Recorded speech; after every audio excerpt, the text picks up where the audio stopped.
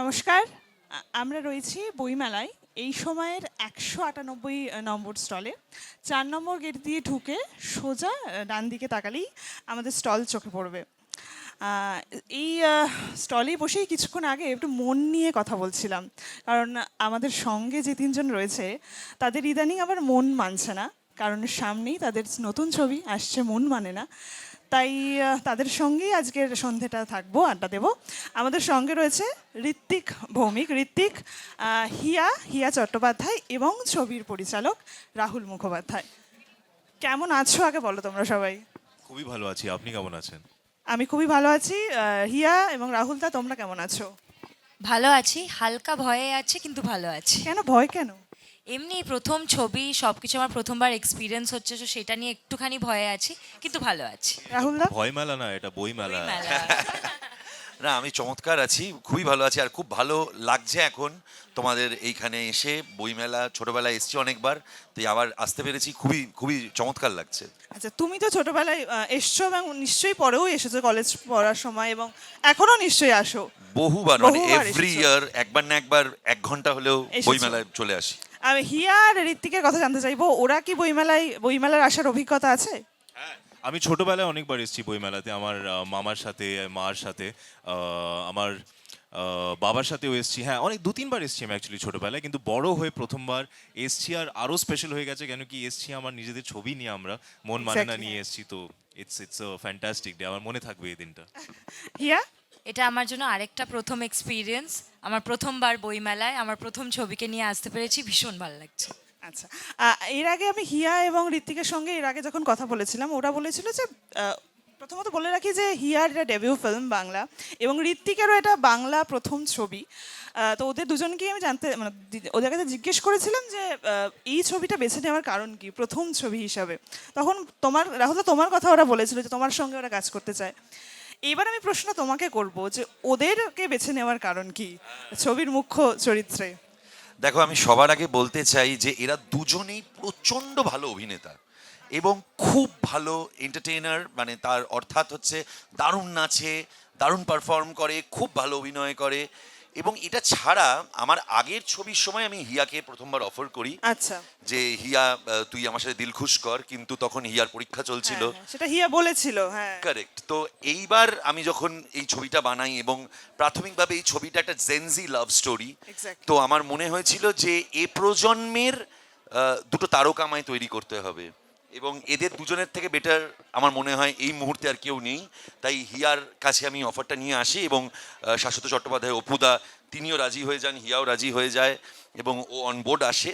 And on the same time আমি ঋত্বিকের একটা Hindi series দেখছিলাম, এবং সেই সিরিজটা দেখতে দেখতে ওর অভিনয় আমার এত ভালো লাগে, এত ভালো, এত সুন্দর পারফর্মারও, যে আমি আর লোভ সামলাতে পারি না। আমি আমার মতন করে সোর্স লাগিয়ে ঋত্বিক অব্দি পৌঁছোই, এবং ঋত্বিক যখনই জানতে পারে যে এই ছবিটা প্রেমের, এটা একটা কমার্শিয়াল ছবি যেখানে শাহরুখ খান খুব ইম্পর্টেন্ট একটা টপিক, ঠিক। তো ঠিক সেই সময় ঋত্বিক হ্যাঁ বলে দেয়। ঋত্বিক চেয়েছিল একটা প্রেমের ছবি দিয়েই বাংলা বাংলায়, সিনেমায় হ্যাঁ। ডেবিউ করতে, এবং ব্যাস এরা দুজন আমার সাথে অনবোর্ড হয়ে যায়, এবং সেইখান থেকে আমাদের মন মানে নার জার্নি কবে শুরু হয়, কবে আমরা শেষের দিকে চলে যাই, কিছুদিন পর রিলিজ, অপূর্ব লাগছে। তোমার এই ছবিতে একটা টুইস্ট আছে, সেটা হলো যে সৌমিত্র চট্টোপাধ্যায়ের একটা গান 'তিন ভুবনের পারে', সেই গানটাতে হিয়া নাচ করেছে। শুভেন্দু চট্টোপাধ্যায়ের নাতনি হিয়া, সৌমিত্র চট্টোপাধ্যায়ের সঙ্গে শুভেন্দু চট্টোপাধ্যায়ের একটা হৃদ্যতা ছিল, অসম্ভব হৃদ্যতা। এই টুইস্টটা, মানে এই চমকটা ভাবলে কেন? দেখো, এটার দুটো বড় কারণ ছিল। প্রথম যে কারণটা ছিল সেটা হচ্ছে আমি চেয়েছিলাম এই প্রজন্ম সেই প্রজন্মের একটা প্রেমের গান বা একটা ঠিক। মানে প্রচণ্ড মডার্ন গান জানুক। তো আমার মনে হয়েছিল যে মান্নাদের মতন একজন বিখ্যাত সিঙ্গারের এরম অপূর্ব একটা গান, যেখানে সৌমিত্র জেঠু আছে, রবি ঘোষ আছেন, চিন্ময় রায় এবং আরও অনেকে আছেন, তনুজা আছেন। তো আমার মনে হয়েছিল যে এই গানটাকে যদি আমরা রিমিক্স না করে এই গানটার সাথে আমাদের লেখা, আমাদের বক্তব্য, জেনজির বক্তব্যটাকে যদি জুড়ে প্রেজেন্ট করা যায়, এবং তাতে যদি আমার হিয়া অভিনয় করে, এটা থেকে ভালো কিছু হবে না। এটা হিয়ারও জীবনের প্রথম ছবির প্রথম গান, তো এটা হিয়ারও সারা জীবন থেকে যাবে। তো আমার মনে হয়েছিল এটা খুব সুন্দর হবে, এটা দর্শক খুব আনন্দ পাবে। And on the same time আমি একটা জিনিস বিশ্বাস করি যে প্রেম পাল্টায় না, আগেকার দিনে লোকে চিঠিতে প্রেম লিখতো, বইমেলায় এসে বই উপহার দিয়ে প্রেমের নিবেদন করতো, আর এখন আমরা ডিরেক্ট মেসেজ করি, ডিএম করি। তো প্রেম একই রয়েছে, শুধু এই প্রজন্মকে জানতে হবে ওই প্রজন্ম আর এই প্রজন্মর প্রেম এক, ভালোবাসা এক, সব কিছু এক, শুধু লিঙ্গটা পাল্টেছে। তুমি কি বইমেলায় এসেছিলে প্রেমিকার হাত ধরে? দেখো, সে তো অবশ্যই এসেছিলাম, কোন বাঙালি আসেনি বলো? মানে আমি বিশ্বাস করি ভারতবর্ষে বা বাংলায় যে থাকে, সে বইমেলায় প্রেমিকার হাত ধরে বা সিঙ্গেল বা ব্রেকআপ কোনো একটা ফর্মে নিশ্চয়ই বইমেলায় একবার না একবার তো এসছেই। তোমার ছবিতে ভালোবাসা নানা ফর্মে আমরা দেখেছি, এই ছবিতে ভালোবাসার পরিভাষাটা কিরকম? ওই তো শুরুতেই বলেছি, ভালোবাসা স্বাস্থ্যের পক্ষে ক্ষতিকর। আর আমি ওদের দুজনকে জানতে চাইবো যে অনস্ক্রিন প্রেম করে কেমন লাগলো, মানে রাহুল দার পরিচালনায় অনস্ক্রিন প্রেম, জেনজি প্রেম। হিয়া নিশ্চয়ই জেনজি। আমি জেনজি। জেনজি। ঋত্বিক নও, আমি মিলেনিয়াল। মিলেনিয়াল। ওকে, তাহলে এই দুই প্রজন্ম কি করে মিলে গেল? আমার মনে হচ্ছে পুরো ক্রেডিটটাই রাহুল দাকে দেওয়া উচিত, কারণ রাহুল দা এত সুন্দরভাবে গল্পটা বানিয়েছে যে এটা জেনজিদের গল্প উইথ আ 90s টুইস্ট নাকি 90s-এর গল্প উইথ আ জেনজি টুইস্ট, সেটা কোনটা বলবো বুঝে উঠতে পারি না। এত সুন্দরভাবে আজকালকার দিনের ভালোবাসায় যেরকমভাবে 90s-এর গ্র্যান্ডারটা, মানে যে ভালোবাসার জন্য সব কিছু করা যায়, ওটা এমন সুন্দরভাবে মিলিয়ে রাহুল দা গল্পটা লিখেছে যে ওই গল্পটার প্রেমে আমরা সবাই পড়ে গেছি, আর সেখান থেকে আমাদের মানে অনস্ক্রিন প্রেমটা ফুটে উঠেছে। আচ্ছা, এখানে আর একজনকে আমরা মিস করছি, সেটা সৌম্য, আজ ও নেই। তো এই যে তিনজন যে জুটি, এই তিনজনের মধ্যে প্রেমটাকে ভাগ করে দিলে কিভাবে, মানে কতটা বন্ধুত্ব কতটা প্রেম আছে এই এটা তিনজনের আমার সম্পর্ক? মনে হয় আমার থেকে বেটার হিয়া বলতে পারবে, হ্যাঁ, বলুন, কারণ দুজন বলুন। সুপুরুষ ও পেয়েছে, আমি নই। কিন্তু হ্যাঁ, গল্পের খাতিরে দুটো চরিত্রই খুব ইম্পর্ট্যান্ট, যতটা রাহুল ততটাই রণজয়। কিন্তু হ্যাঁ, শেষ পর্যন্ত মন কার মানবে আর কার মানবে না, সেটা দেখতে হলে 13ই ফেব্রুয়ারি সিনেমা হলে আসতে হবে। হিয়া, একটু বলো যে দুই নায়ক, প্রথম ছবিতেই হ্যাঁ, দুজন নায়ক। দুজন নায়ক। আমার তো ভীষণ মজা হয়েছে। আমি কেন বলবো আমার মজা হয়নি? আমার দুজন ঋত্বিক আর সৌম্যর মতো দুজন চার্মিং ম্যান আমার সাথে অনস্ক্রিন রোম্যান্স করেছে, সেটা আমার ভীষণ ভীষণ মজা লেগেছে। আর এটা কিন্তু শুধু যে ত্রিকোণ প্রেমের গল্প না, কতক্ষণ প্রেমের গল্প, সেটার জন্য 13 ফেব্রুয়ারির জন্য ওয়েট করতে হবে। কারণ সবাই এই একই কোয়েশ্চেন করছে যে ত্রিকোণ প্রেমের গল্প কি, প্রেমে যে কটা কোণ আছে সেটা আমরা 13 ফেব্রুয়ারি দেখতে পারবো। ঠিক আছে, ততদিন একটু অপেক্ষা করে যাই, কারণ তারপরের দিন আমার ভালোবাসার দিবস। আচ্ছা, এই যে যে কোনো সম্পর্কেই তো বন্ধুত্বটা খুব জরুরি, তোমরা কি বিশ্বাস করো সেটা? ঋত্বিক বলো, হ্যাঁ, ঋত্বিক বলো। একদমই। ঋত্বিক, প্রেম নিয়ে ঋত্বিককে প্রশ্ন করলে ঋত্বিক কেমন চুপ করে যায়। না না না না, কবেও না। আমি প্রেম নিয়ে কথা বলতে অ্যাকচুয়ালি অনেক ভালোবাসি। বন্ধুত্ব আমার মনে হয় প্রত্যেকটা রিলেশনশিপে খুবই ইম্পর্টেন্ট। সেটা মায়ের সাথে বন্ধুত্ব হোক, বাবার সাথে বন্ধুত্ব হোক, দিদার সাথে বন্ধুত্ব হোক, ঠাম্মির সাথে বন্ধুত্ব হোক, বা প্রেমিকার সাথে বন্ধুত্ব হোক, প্রেমিকের সাথে বন্ধুত্ব, বা নিজের বাচ্চাদের সাথে বন্ধুত্ব হোক। সেই বন্ধুত্বটা যদি থাকে, সেই বেসটা, ফাউন্ডেশনটা যদি ফ্রেন্ডশিপের হয়, প্রত্যেকটা রিলেশনশিপ এন্ড অব্দি লাস্ট করতে পারে, কেন কি সেই জিনিসটাই আপনাকে আগে অব্দি নিয়ে যেতে পারে। প্রেম, ভালোবাসা, রেসপেক্ট, ট্রাস্ট সব কিছু ইম্পর্টেন্ট, কিন্তু বন্ধুত্বটা এই পুরো জিনিসটাকে একসাথে মিশিয়ে এক জোড় করে দেয়। সেইটা it's the most important factor of any relationship. Rahul da, তুমি তো বিবাহিত, তোমার বিয়ে হয়ে গেছে, তোমার দীর্ঘ দাম্পত্য, সেখানে এই বন্ধুত্বটা কতটা জরুরি, মানে এক ছাদের তলায় দীর্ঘদিন কাটিয়ে দেওয়ার ক্ষেত্রে? দেখো, মানে একজন বিবাহিত পুরুষের, কিংবা যদি সে বিবাহিত নাও হয়, সে যদি কারুর সাথে বাদবাকি জীবনটা চালাতে চায়, তাহলে বন্ধুত্বর থেকে বেশি ইম্পর্টেন্ট কিচ্ছু নেই। এবং এই যে ভালোবাসা শব্দটা, এইটা না তিনটে বন্ধু আছে এটার সাথে জড়িত। একজনের নাম ফেথ, একজনের নাম রেসপেক্ট, আর একজনের নাম ফ্রেন্ডশিপ। এই তিনটে যদি না থাকে, প্রেম বা ভালোবাসা হয় না গো। এবং আমি আমার দাম্পত্য জীবনে বলতে পারি, আমরা রোজ ঝগড়া করি, রোজ অশান্তি করি, রোজ আমাদের ঝামেলা হয়, প্রেমে তো এইটা চলতেই থাকে। কিন্তু দিনের শেষে আমরা দুজনে যেভাবেই থাকি না কেন, আমাদের বন্ধুত্বটা একেবারে টান টান আছে। আচ্ছা, এই এখানে একজন জেনজি বসে আছেন আমাদের সঙ্গে। শোনা যায় যে এ প্রজন্ম, মানে নতুন প্রজন্ম নাকি কমিটমেন্ট ফোবিয়া আছে ওদের, দায়বদ্ধ সম্পর্কে দায়বদ্ধতা থেকে তারা দূরে পালাতে চায়, সত্যি তাই? ফার্স্টলি রাহুল দা হাসলে কেন? এই এমন একটা ফলস স্টেটমেন্টে রাহুল দা হাসবে কেন? আমার একদমই মনে হয় না আমরা কমিটমেন্ট ফোবিক। আমার মনে হয় ভালোবাসা সারা জীবন এটা একটা ফিলিং, এটা কখনোই চেঞ্জ হয়ে যায় না। এটা আগের জেনারেশন হোক বা আমাদের জেনারেশন হোক, আই থিঙ্ক ভালোবাসতে আমরা সবাই পারি। জেনজিও খুব ভালো করে ভালোবাসতে পারে। হ্যাঁ, এটা ঠিক যে আগেও যে জিনিসগুলো ছিল হয়তো টার্ম ছিল না, এখন আমাদের টার্মস আছে, সিচুয়েশনশিপ, বেঞ্চিং, এই টার্মসগুলো আমরা ইউজ করি। কিন্তু আমার মনে হয় যে যখন সেই মানুষটা ঢোকে জীবনে, যাকে দেখে মানে ওই বলে না পুরো মানে ভায়োলিন বাজতে শুরু করে দেয়, রোজ পেটালস ঠিক, ঠিক। ইয়ে করতে শুরু হয়ে যায়, তো সেইটা যখন হয় তখন জেনজি ঠিক ভালোবাসতে পারে, ভালোভাবে ভালোবাসতে পারে। মানে হিয়াকে একটু সিনেম্যাটিক না? ভীষণ। একেবারে ভীষণ। সিনেম্যাটিক। কিন্তু একদমই ঠিক কথা বলেছে কি প্রেম ওই সময় হোক বা এই সময় হোক, প্রেম তো প্রেমই থাকে। তুমি কমিটমেন্টে বিশ্বাস করো? হ্যাঁ হ্যাঁ হ্যাঁ, আর কমিটমেন্ট আমার উপরেও বিশ্বাস করে, তো আমরা হ্যান্ড ইন হ্যান্ড চলছি। আচ্ছা, এখন তো এই নতুন প্রজন্ম তারা ডেটিং অ্যাপে লেফট সোয়াইপ আর রাইট সোয়াইপের মধ্যে সম্পর্ক সীমাবদ্ধ। রাহুলদার বোধহয় এরকম অভিজ্ঞতা আছে? না গো, মানে এত আগে ছেড়ে ফেলেছি। তোমার গলায় একটা আফসোস। না, অবশ্যই আফসোস, মানে কত কিছু মিস করলাম। হ্যাঁ, বাড়িতে পরে খেতে পাবো না।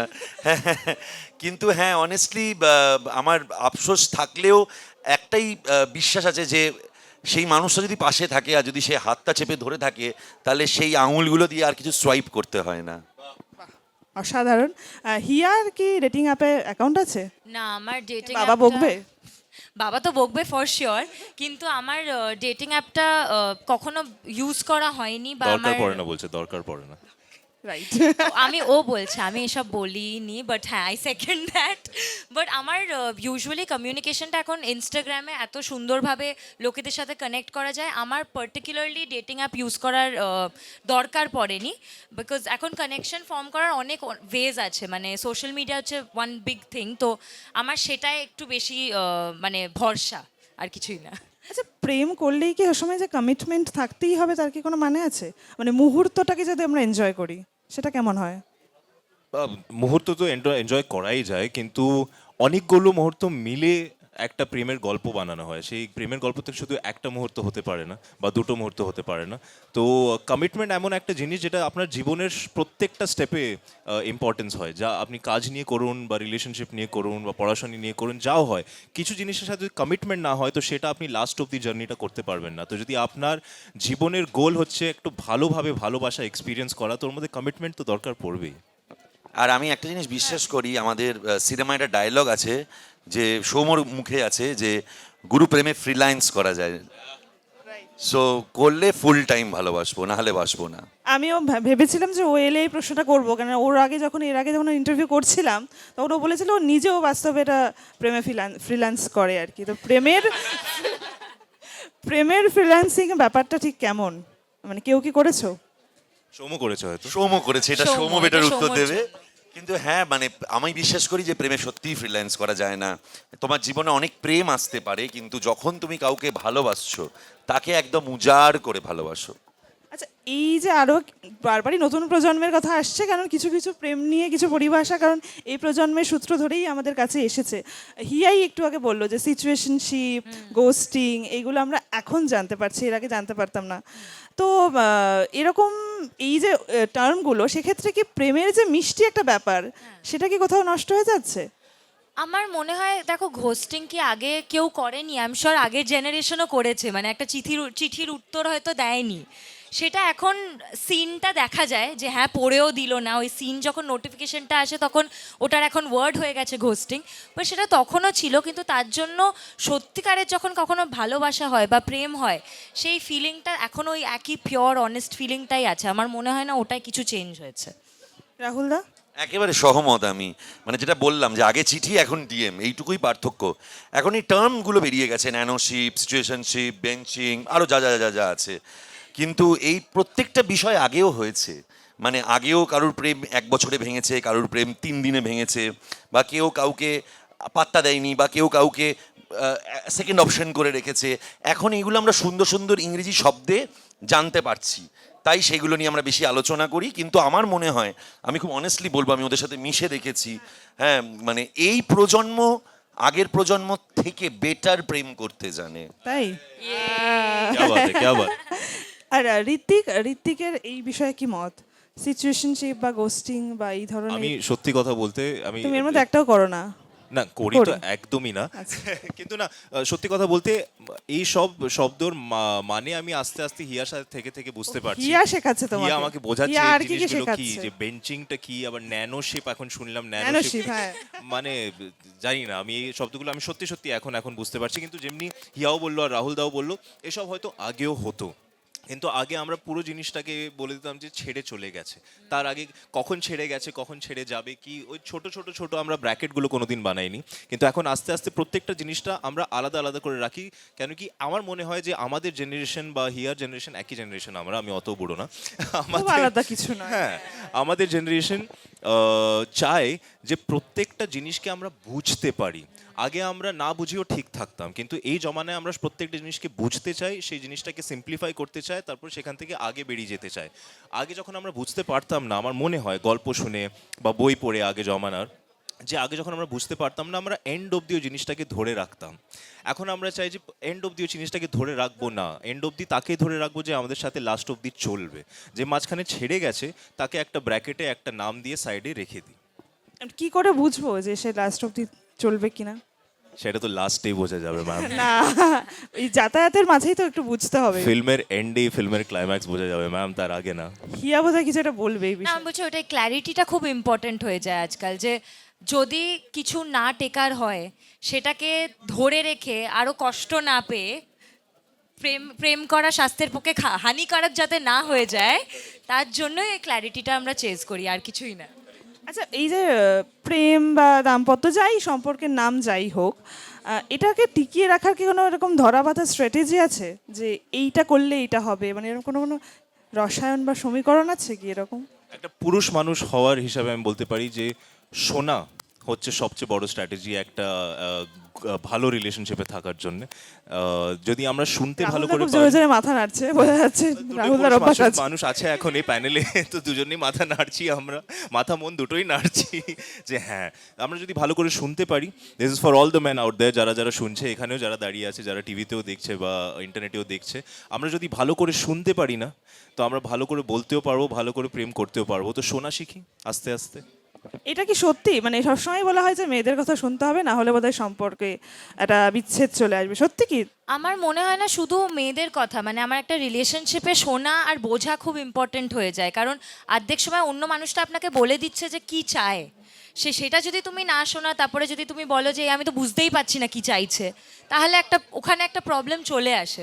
তো ওখানে শোনা আর কমিউনিকেশনটা খুব ইম্পর্টেন্ট হয়ে যায়, কারণ এটা ঋত্বিকের সাথে আমার আগের দিনই কথা হচ্ছিল যে সামনের মানুষটা তোমায় বলে দেবে তার কি দরকার, তো সেটা যদি তুমি না শোনো তাই তুমি ওটা করতে পারবে না। সেখানেই আই থিঙ্ক আর্ধেক রিলেশনশিপ একটুখানি টার্ময়েল দিয়ে চলে যায়, মানে একটু সমস্যা এসে যায় আর কি। রাহুলদা, হিয়া প্রেম নিয়ে বেশ অভিজ্ঞ হয়ে উঠেছে, সেটা কি ছবির কারণে নাকি ব্যক্তিগত জীবনে কিছু চলছে? তোমার কাছে কোনো খবর আছে? ওর সবচাইতে বড় গুণ ও খুব ভালো স্টুডেন্ট। হ্যাঁ, সেটা সেটা সেটা তো অস্বীকার করার কোনো জায়গা ওকে নেই। আমি যা যা শিখিয়েছি ও একদম পাখি পড়ে যাচ্ছে এবং বলে যাচ্ছে, এবং না, but honestly she is a fantastic Oman বলা উচিত না, বড্ড ছোট, she is a fantastic girl. এবং আমার বিশ্বাস যে হিয়া যার জীবনে যেভাবে আসবে তার মন ঠিক মানবে, তার মন মানবে না এরম হবে না। আচ্ছা, সম্পর্কের কেমিস্ট্রি, তোমাদের অনস্ক্রিন কেমিস্ট্রি তো দেখতে পারবো আমরা 13ই ফেব্রুয়ারি, কিন্তু বাস্তবে যে কোনো প্রেমের ক্ষেত্রেই এই যে কেমিস্ট্রি, সেটা মজবুত করতে কি কি জরুরি? শুধুই ভালোবাসা? মানে Chemistry ছবিতে কি শুধুই মজবুত- ভালোবাসা আছে নাকি না অনেক না, কিছু না, আছে? না। যেই ছবির টিজারই স্টার্ট হচ্ছে যে প্রেম হানিকারক হতে পারে, সেটার মধ্যে শুধু ভালোবাসা তো হতে পারবে না। কিন্তু সত্যি কথা বলতে এই ছবিটার মধ্যে, এই গল্পটার মধ্যে, এই মন মানে না ভালোবাসার গল্পের মধ্যে সব কিছু আছে। জীবনের মতন মধ্যে অ্যাকশন আছে, রোম্যান্স আছে, কমেডি আছে, ইমোশন আছে, সব কিছু আছে। আমার মনে হয় একটা ভালো লাইফ স্পেন্ড করার জন্য, একটা ভালো জীবন যাপন করার জন্য এই সব জিনিস আপনার, মানে হ্যাঁ অ্যাকশন তো ঠিক আছে, ডিপেন্ড করে, মারামারি না করলেও চলে, কিন্তু রাগারাগি তো হতেই পারে। তো এই প্রত্যেকটা এলিমেন্ট একটা সাকসেসফুল লাইফের পার্ট হয়। আর প্রত্যেকটা জিনিসকে এক্সপ্রেস করার জন্য বা ফাউন্ডেশন করার জন্য সবচেয়ে ইম্পর্টেন্ট ম্যাটেরিয়াল হচ্ছে ভালোবাসা। আমাদের সিমেন্ট হচ্ছে ভালোবাসা। সেই ভালোবাসার সিমেন্টটা যদি আমরা জীবনভর আমাদের রাস্তায় ভালো করে লাগাতে পারি তো আরামসে একটা স্মুথ জার্নি হতে পারে। হিয়া? আমার একমত অ্যাকচুয়ালি, ও সবই বলে দিয়েছে এক্স্যাক্টলি যেটা আমি ভাবছিলাম, যে এমনই একটা ফিলিং যেটার মানে ভালোবাসার মধ্যে অনেক ডিফারেন্ট ফিলিংস আছে, যেটা সবই খুব ইম্পর্টেন্ট। মানে যদি আমরা না ভালোবাসি আমরা জীবনটাকে অনুভবই করতে পারি না আমার মনে হয়। তো আমার মনে হয় ভালোবাসা, ও যেটা বললো ওটা যদি আমরা করতে থাকি, আর কয়েকটা ফাউন্ডেশন তো থাকি, যেরকম শোনা, রেসপেক্ট করা, রেসপেক্ট খুব ইম্পর্টেন্ট হয়ে যায় আফটার এ পয়েন্ট। বন্ধুত্বের জন্য যে কোনো সম্পর্কে রেসপেক্ট খুব ইম্পর্টেন্ট হয়ে যায়। তো এই কয়েকটা ফাউন্ডেশন যদি ঠিক থাকে আই থিঙ্ক ভালোবেসে এগিয়ে যাওয়াটা খুব সহজ হয়ে যায়। তোমার কি তাই মত? হ্যাঁ, মানে ওরা দুজনে যেটা বলেছে একেবারে অ্যাবসলিউটলি কারেক্ট বলেছে। শুধু আমি একটা ছোট জিনিস অ্যাড করতে চাই, যে এই প্রেম ভালোবাসা এই পুরো বিষয়টাতে ফাইনালি ওই একে অপরের হাত ধরে থাকাটা খুব ইম্পর্টেন্ট হয়, চলাটা খুব ইম্পর্টেন্ট হয়। ঝগড়া হবে, অশান্তি হবে, কথা কেউ হয়তো শুনবে, হয়তো কোনোদিন শুনবে না, অনেক কিছু চলবে। কিন্তু তুমি যখন একটা সম্পর্কে 10-15 বছর বা 20 বছর কাটিয়ে ফেলবে, বৃদ্ধ বয়সে আসবে, তখন ওই একে অপরের পাশে কাঁধে মাথা দিয়ে একে অপরের হাতটা চেপে ধরে রাখাটাই খুব ইম্পর্টেন্ট হয়ে যায়। এটা ছবিতে ত্রিকোণ প্রেম আছে কিনা তোমরা কেউই এখন সেটা খোলসা করছো না, ঠিক আছে, কিন্তু এমনিতে ত্রিকোণ প্রেম নিয়ে, ট্রায়াঙ্গুলার লাভ, এটা নিয়ে তোমরা কিভাবে দেখো? এটা কি খুব মজাদার নাকি এর মধ্যে একটা আলাদা রহস্য আছে? আমার মনে হয় রাহুল দার এটা অনেকই পছন্দ, কেন কি আমরা যত প্রমোশন করছি আর ইন্টারভিউজ করছি ওর মধ্যে তিনজন করেই যাচ্ছি আমরা। যেখানে যাচ্ছি তিনজন করে যাচ্ছি। তো হ্যাঁ, এবার আমরা সকালেই ডিসকাস করছিলাম যে এই ছবিটার মধ্যে ত্রিকোণ আছে না চৌকোণ আছে না পাঁচকোণ আছে না ছকোণ আছে, সেটা যদি আমরা পুরোটাই বের করে দিই তো সেটার মজা চলে যাবে। কিন্তু হ্যাঁ, এটা বলতে পারবো যে এত ইন্টারেস্টিং ডাইনামিক্স আছে যে অ্যাট ওয়ান পয়েন্ট আমি রাহুল দাকে অ্যাজ এ জোক বলতাম কি ছবিটার নাম আমরা কোন মানে না করে দিই। আচ্ছা, এরকম বাস্তবে ত্রিকোণ প্রেমের জীবনে হয়েছে এরকম কখনো অভিজ্ঞতা? রাহুলদার হয়েছে? দেখো, আমার খুব একটা হয়নি। আমার আমি আবার জিজ্ঞেস করছি কারণ একটা ওদের কোণই অনেক চেয়ে কষ্টে জুটেছে। প্রেমের ক্ষেত্রে তুমি অভিজ্ঞ বেশি, তাই জন্য। না, আমার একটা কোণই অনেক কষ্টে জুটেছে। এত কোণে আমি কখনো সুযোগ পাইনি। কিন্তু হ্যাঁ, আমি এইটুকু বলতে পারি যে যার সাথে যার প্রেম হয়ে যায়, যে যাকে পেয়ে যায়, সে তো দারুণ থাকে, সে অপূর্ব থাকে। কিন্তু যেই মানুষগুলো সারা জীবন কাউকে ভালোবেসেও কাউকে পায় না, বাদবাকি দুজনের ভালো থাকার জন্যে সে সরে গিয়ে একা ভালো থাকে, তার প্রেমের জোর অনেক বেশি। তুমি তাই? তোমার ছবিতে প্রেম তো একটা আলাদা যে মাত্রা পায়। তুমি কি এমনি খুব প্রেমিক মানুষ? একদম না, মানে এটাই ভেবেছিলাম বলবে একদম হ্যাঁ। না, একদম নই। আমি এটা নিয়ে আমার পরিবার এবং আমার সকল বন্ধুদের প্রচুর কমপ্লেন আছে। কিন্তু হ্যাঁ, আমার মনে হয় আমার শরীরে বা আমার মাথায় যেইটুকু প্রেম আছে সেইটুকু আমি সকল দর্শক বন্ধুদের জন্যে উজাড় করে আমার সিনেমায় দিয়ে দিই। এবং আমি আমার মুখে যেই প্রেমগুলো বলতে পারি না সেইগুলো কখনো টিন বা সেইগুলো কখনো ঋষি বা সেইগুলো কখনো রাহুলরা বলে দেয়, এবং তাতেই আমি আনন্দ পাই। আচ্ছা, রাহুল দা কি প্রেমিক নয়, এটা মানে সেটাই তোমরা কি বুঝলে এতদিন ধরে কাজ করে? এই কথাটা আমি প্রথমত মানতেই পারি না যে রাহুল দা আমিও প্রেমিক মানতে না। পারলাম না। 3টে প্রেমের ছবি, বাজে 30টা কথা আরো বলছে। গল্প আছে মনের ভেতরে, হতেই পারে না। হ্যাঁ, এটা হতে পারে যে ব্যক্তিগত জীবনে উনি অতটা এক্সপ্রেস করেন না, কিন্তু ছবিতে, সিনেমাতে, গল্পতে এতটা রাহুল মুখার্জি থাকে। এভরি সিঙ্গেল বিট, ছোট ছোট অঙ্কতে আপনি দেখতে পারবেন যে এটা রাহুল মুখার্জি বলছে কিছু একটা নিজের মনের থেকে। যখন ছবিটা বেরোবে আপনি দেখবেন প্রত্যেক 10-15 মিনিটের পর একটা কিছু না কিছু বক্তব্য আছে ভালোবাসা নিয়ে, বন্ধুত্ব নিয়ে। সেই প্রত্যেকটা বক্তব্য রাহুল দার একদম পার্সোনাল প্রাইভেট কনভারসেশন উনি অডিয়েন্সের সাথে করছে। তো সেটা রাহুলদার মধ্যে অনেক প্রেম আছে।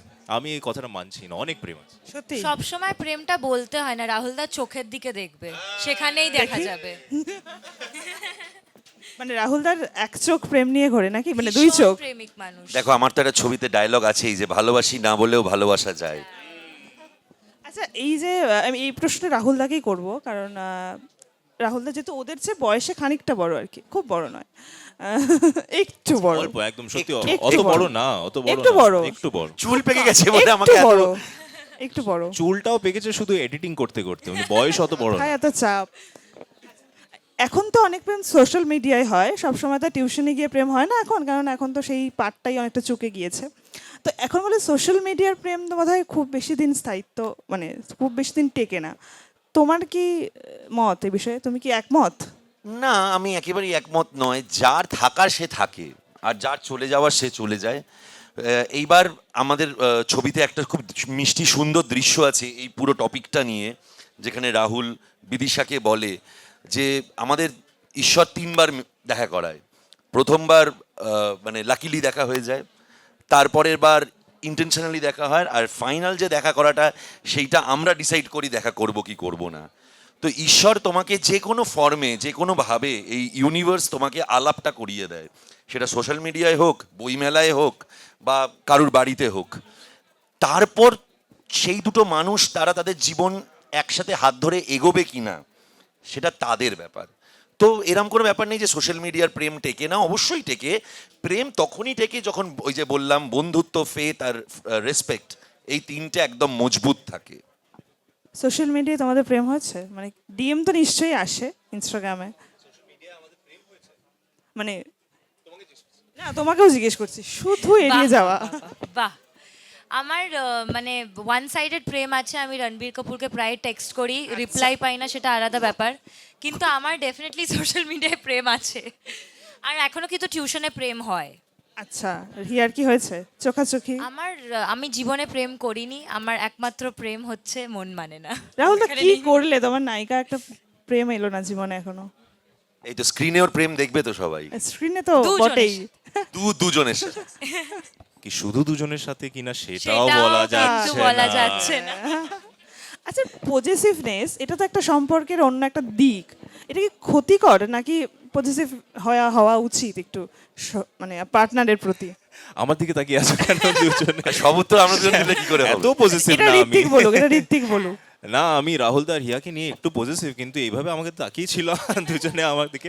না, আমার মনে হয় যে ধরো আমার অনেক তেষ্টা পেয়েছে, আর আমি অনেক পরিশ্রম করে, অনেক কষ্ট করে, অনেক অনেক মেহনত করে আমি এই বোতলটা কিনেছি নিজের জন্যে, আর আমার ভীষণ তেষ্টা পেয়েছে। আর ঠিক আমার জল খাওয়ার আগে কেউ আমাকে বললো যে এই বোতলটা তোমার থেকে ফেরত নিয়ে নিতে হবে। তো একটু বাজে তো লাগে, বা যদি কেউ বলে যে এই বোতলটা তোমার না, তো একটু বাজে তো লাগে। তো সেইভাবেই প্রেমেও যখন অনেক কষ্ট করে, অনেক পরিশ্রম করে কারোর প্রেম ভালোবাসা আমরা আর্ন করি, আমরা কামাই, সেখানে আমাদের একটু মনে হয় যে হ্যাঁ এটা আমার, তুমি আমার, সেই আমার ফিলিংটা সবসময় হওয়া উচিত। কিন্তু আমরা এই জিনিসটা কোনোদিন ভুলে যাব না যে সেই মানুষটাও একজন মানুষ, তার নিজেরও চয়েসেস আছে, তার নিজেরও লাইফ আছে, তার নিজেরও একটা ইন্টেলেক্ট আছে, আর সেই জিনিসটাকে সবসময় রেসপেক্ট করা উচিত, সেই স্পেসটাকে সবসময় রেসপেক্ট করা উচিত। তো আমার ফিলিংটা সবসময় থাকা উচিত, কিন্তু এটা ভুলে যাওয়া উচিত না যে দুজনে মিলে একটা রিলেশনশিপ বানায়। It is never one person's feeling. Hiya possessiveness, possessive হওয়ার, কন্ট্রোলিং হওয়ার মধ্যে একটা ডিফারেন্স আছে, যেটা কিন্তু আমাদের I think first of all মানে ডিফারেন্সটা বুঝতে হবে। কারণ পজেসিভ, তুমি যদি কিছু জিনিসকে সত্যি ভালোবাসো আর তাকে চাও, সেটার থেকে যদি কেউ ওটার একটু ভাগও নিয়ে নেয় না, গায়ে লাগে। কিন্তু তাই বলে কি আমি কাউকে কন্ট্রোল করবো যে না তুমি এটা করতে পারবে না, তুমি ওটা করতে পারবে না? সেও যদি আমায় ভালোবাসে, আমায় রেসপেক্ট করে, তাহলে আই থিঙ্ক একটু পজেসিভনেস থাকে, আর কন্ট্রোলটা না হলেই সব স্মুথ থাকবে। রাহুল দা তোমার নায়ক নায়িকা একে অপরের প্রতি কতটা পজেসিভ? প্রচণ্ড প্রচণ্ড। ওদের অন স্ক্রিন এবং অফ স্ক্রিন দুটো কেমিস্ট্রি খুব স্ট্রং, এবং এটা আমি পুরোটা ওদের একটা স্ক্রিপ্টে লিখে দিয়েছি যেটা মেনটেন করতে হবে। এবং ওদেরকে আমি বলেছি যে দেখো, বলে ফেললো। যে দেখো অন স্ক্রিন তো আমার দায়িত্ব ছিল, অফ স্ক্রিন এই যে দেখো ওদের দায়িত্ব। এই তো অলওয়েজ। হাত ধরে হাত, আছে, হাত, অসুবিধা হাত। নেই। সো হ্যাঁ, মানে বাট হ্যাঁ, they are very good friends and ওরা খুব চমৎকার দুজনে কাজ করেছে। এবং সবচাইতে ভালো যেটা জিনিস এই প্রজন্মের, ওরা একে অপরকে each and every scene, each and every moment যেভাবে সাপোর্ট করেছে, যেভাবে ভালোবাসা দিয়েছে, যেভাবে রেসপেক্ট করেছে, এটাই তো ভালোবাসা। এটা তার মানে দুজনের মধ্যে গ্রিন ফ্ল্যাগ, সম্পর্কের গ্রিন ফ্ল্যাগ, অন স্ক্রিন না অফ স্ক্রিন? সেটা তুমি ঠিক করো। অন স্ক্রিনটা তো বলবো না, On-screen অন বলা স্ক্রিনটা যাবে না। বলবো না, কিন্তু অফ স্ক্রিন তো অবশ্যই। গ্রিন ফরেস্ট ফ্ল্যাগ কি? আর এই গ্রিন ফ্ল্যাগ, রেড ফ্ল্যাগ, এইগুলো এখন আমরা দেখি অনেক সময় যে আমি যাকে ভালোবাসছি বা আমার যে পার্টনার, তার মধ্যে কি কি গুণ, মানে কি কি বৈশিষ্ট্য রয়েছে। তো এইগুলো কি মানে খেয়াল রাখা উচিত, নাকি মানে আদতে সচেতনতা বাড়ায় সম্পর্কের ক্ষেত্রে? কারণ এখন তো বিচ্ছেদটাও খুব বেড়ে গিয়েছে, মানে বিচ্ছেদ আগেও হতো। দেখো, আমার না মনে হয় সোশ্যাল মিডিয়া আসাতে আমরা জানতে পারছি একটু বেশি। বিচ্ছেদ আগেও হতো, এখনো হচ্ছে। এখন আমরা খুব তাড়াতাড়ি জেনে যাই। আর আমরা এখন স্ট্যাটাস আপডেট করি যে কারেক্ট এখন মনে যেটা হয়, আমাদের একটা মনের খাতা আছে যেটার নাম সোশ্যাল মিডিয়া। কিন্তু আমি একটা জিনিস বিশ্বাস করি যে প্রেমে না একটা লাইন খুব ইম্পর্টেন্ট, আমি সবসময় এই জেনারেশনকে বলি যে নিজের ক্ষতি করো না, বরং বলে দাও যা পাখি উড়তে দিলাম তোকে। সো এইটা মেনটেন করলে আমার মনে হয় সেটা স্বাস্থ্যের পক্ষে একটু ক্ষতিকারক কম হবে। মানে, তোমরাও কি এই ধরে বেঁধে রাখার বিপক্ষে আর কি, মানে পার্টনারকে ধরে বেঁধে রাখার বিপক্ষে? যে হ্যাঁ, হ্যাঁ, ধরে বেঁধে, আরে আরে বাপ রে, না না, ধরে বেঁধে কি করে কাউকে রাখা যায়? হ্যাঁ, কিন্তু মেটাফরিক্যালি যদি বলি তো আমার মনের একটা দড়ি দিয়ে তো বেঁধে রাখা যায়। হিয়া। হ্যাঁ, আমারও মনে হয় কন্ট্রোলিং বা কিছু কাউকে ধরে বেঁধে জোর করে আর যাই হোক না কেন ভালোবাসা হয় না। তো ধরে বেঁধে কাউকে ভালোবাসানো যাবে না, কিন্তু হ্যাঁ, গ্রিন ফ্ল্যাগ রেড ফ্ল্যাগটা একটু মাথায় রাখে, নইলেই প্রেম স্বাস্থ্যের পক্ষে ক্ষতিকর হয়ে যায়। তো কি চাই সেটা একটু ক্লিয়ার থাকলে আমার মনে হয় ব্যাপারটা আরও স্মুথ হয়ে যায়। আচ্ছা, যেদিনকে ছবি রিলিজ করছে ঠিক তার পরের দিন হচ্ছে ভ্যালেন্টাইন্স ডে, প্রেম দিবস। ভ্যালেন্টাইন্স ডের অভিজ্ঞতা যদি একটু শেয়ার করো। ঋত্বিকের কাছে যাব প্রথমে। আমি অ্যাকচুয়ালি ছোটবেলার একটা কথা বলি আপনাকে। আমি বড় হয়েছি একটা বয়েজ স্কুলে। তো আমাদের জন্য ভ্যালেন্টাইন্স ডে একটা হেটফুল ডে ছিল। যে আসছি আমরা স্কুলে, একজন তাকাচ্ছিল, "ধ্যাৎ, কি যে ভ্যালেন্টাইন্স ডে মানাবো।" তারপরে কলেজে আসলাম, কলেজের সময় শামাকের সাথে কাজ করতাম, আমি শামাক ডাব ইনস্টিটিউটে অ্যাজ এ কোরিওগ্রাফার কাজ করতাম। তো সেখানে অফকোর্স অপোজিট জেন্ডারের সাথে মিলমিলাপও হলো। তখন আমরা ভ্যালেন্টাইন্স ডে সেলিব্রেট করতাম, কিন্তু তখনও ভ্যালেন্টাইন্স ডে আমাদের স্টুডেন্টসদের সাথে সেলিব্রেট করতে হতো। তো আমার জীবনে আজ পর্যন্ত অত স্পেশাল একটা ভ্যালেন্টাইন্স ডে, ভেরি স্পেশাল একটা ভ্যালেন্টাইন্স ডে আজ পর্যন্ত আসেনি, কিন্তু 2026-এ এসেছে। এটা আমার জীবনের সবচেয়ে স্পেশাল ভ্যালেন্টাইন্স ডে হবে। কেন কি, আমরা যে 1 বছর ধরে পরিশ্রম করলাম, এত ভালোবাসার গল্প বললাম, এত হাতে হাত দিয়ে আমরা এত লম্বা একটা জার্নি করলাম একসাথে, সেটার ফ্রুট আমরা পাবো, সেটার ফল এখন আমরা পাবো যখন ভ্যালেন্টাইন্স ডে আসবে এই বছরে। 13ই ফেব্রুয়ারিতে ফিল্ম রিলিজ হবে। 13 ফেব্রুয়ারি থেকেই আমরা ভালোবাসার দিবস সেলিব্রেট করা শুরু করে দেবো। তো এটা হবে আমার স্পেশাল, সবচেয়ে সবচেয়ে সবচেয়ে স্পেশাল আমার লাইফের ভ্যালেন্টাইন্স ডে, সবচেয়ে special. Here Valentine's day, here জীবনে প্রেম এখনো নেই। ভ্যালেন্টাইন্স জানো, ডে শিওর আমি ওকে বিশ্বাস করছি, করা উচিত। আপাতত হিয়াকে বিশ্বাস তো করছি করা আর কি, উচিত। কেননা না, ভ্যালেন্টাইন্স ডে আমিও অল গার্লস স্কুলে পড়েছি, তো কিন্তু আমাদের ব্যাপারটা আলাদা ছিল। দ্যার সামথিং কল গ্যালেন্টাইন্স, যেখানে আমরা আমাদের গার্লফ্রেন্ডসদের সাথে ভ্যালেন্টাইন্স ডে স্পেন্ড করি, আর আমরা একে অপরের ওপর মানে ভীষণ ভালোবাসা একে অপরকে ভরিয়ে দিই। তো গ্যালেন্টাইন্স ইজ সামথিং আমি প্রত্যেক বছর পালন করি, কিন্তু এই বছর ডেফিনেটলি খুবই খুবই স্পেশাল, কারণ আমার প্রথম ছবি মন মানে না বেরোচ্ছে তার ঠিক একদিন আগে, 13ই ফেব্রুয়ারি। আর আমরা ডিসাইড করেছি 14 ফেব্রুয়ারি আমরা যাব হলে, পুরো টিম মিলে দর্শকের সাথে বসে ছবিটা দেখব। সো তার জন্য আমার মনে হচ্ছে এই বছরের ভ্যালেন্টাইন্স ডে আমার কাছে সব থেকে মেমোরেবল থাকবে। রাহুল দা, দেখো, আমার কাছে 365 দিনই ভ্যালেন্টাইন্স ডে। ইনি নাকি ইনি নাকি প্রেমিক না, romantic না। ইনি নাকি প্রেমিক না। এই বললে প্রেমে থাক, মানে প্রেমিক নই। তো যাকে ভালোবাসা তাকে রোজ ভালোবাসি, একটা কোনো স্পেশাল দিনে ভালোবাসতে আমি বিশ্বাস করি না। কিন্তু হ্যাঁ, এই বছরেরটা খুব স্পেশাল আমার কাছেও, কারণ আমাদের খুব কষ্ট করে, প্রচুর পরিশ্রম করে, প্রচুর এফর্ট দিয়ে, খুব মন থেকে আমরা মন মানে না বানিয়েছি, এবং এইবারের ভ্যালেন্টাইন্স ডেটা আমরা দর্শক বন্ধুদের সাথে কাটাবো। সো এর থেকে বেশি আনন্দের আর কিছু হয় না। একদমই। তোমাদের তিনজনকেই অনেক ধন্যবাদ, থ্যাংক ইউ সো মাচ এখানে আসার জন্য। আমাদের দর্শককে যদি বলে দাও যে মন মানে না দেখার জন্য। আমাদের ছবি মন মানে না আসছে আপনাদের কাছের প্রেক্ষাগৃহে 13ই ফেব্রুয়ারি থেকে। প্লিজ দেখবেন, অনেক ভালোবাসা দিয়ে আমরা একটা ভালোবাসার ছবি বানিয়েছি, আশা করছি আপনাদের খুব খুব ভালো লাগবে। আর যদি না দেখেন তাহলে খুব মিস করবেন, ফোমো হবে, এই লিঙ্গ দিয়েই বললাম। তাই প্লিজ 13ই ফেব্রুয়ারি আপনাদের নিয়ারেস্ট সিনেমা হলে গিয়ে মন মানে না দেখুন। যদি ভালোবাসতে চান, প্লিজ প্লিজ প্লিজ মন মানে না দেখুন। একদমই। আপনারাও প্রেমে থাকুন, বইমেলা ঘুরুন, আর এই সময়ের স্টলে আসুন এবং দেখতে থাকুন এই সময় লাইভ।